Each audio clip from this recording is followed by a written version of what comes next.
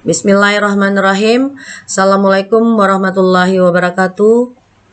Salam sejahtera untuk kita semua. Kalau nak sehat, minumlah jamu, pahit sedikit, tahanlah dulu. Kalau nak pandai menuntut ilmu, maka belajarlah filsafat ilmu.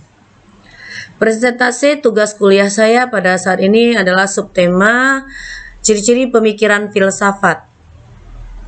Filsafat ilmu mempunyai peranan yang penting pada pemikiran manusia untuk membangun suatu ilmu. Sebab filsafat ilmu akan melakukan penyelidikan, penggalian, dan penelusuran yang dalam, jauh dan luas, mungkin segala aspek hakikat keilmuan. Dalam hal ini, gambaran tentang filsafat ilmu yang diperoleh merupakan sumber dan akar dari keseluruhan ilmu dan pengetahuan. Dalam lingkungan masyarakat religius, ilmu dan nilai-nilai ketuhanan dipandang sebagai bagian yang tidak dapat dipisahkan, karena sumber ilmu yang hakiki berasal dari Tuhan. Ciri-ciri pemikiran filsafat, yang pertama sangat umum atau universal. Pemikiran filsafat mempunyai kecenderungan dan tingkat keumumannya sangat tinggi, atau question tend to be very general problem of the highest hope generation. Yang kedua, tidak faktual. Kata lain tidak faktual adalah spekulatif, yang artinya filsafat membuat dugaan-dugaan yang masuk akal mengenai sesuatu dengan tidak berdasarkan pada bukti. Yang ketiga, bersangkutan dengan nilai. Filsafat merupakan usaha untuk mencapai pengetahuan berupa fakta-fakta yang disebut penilaian. Yang dibicarakan dalam penilaian adalah tentang yang baik dan buruk, yang susila dan asusila, dan akhirnya filsafat sebagai suatu usaha untuk mempertahankan nilai. Yang keempat, berkaitan dengan arti. Suatu nilai selalu dicari dan dipertahankan. Sesuatu yang bernilai di dalamnya penuh dengan arti. Yang kelima, implikatif.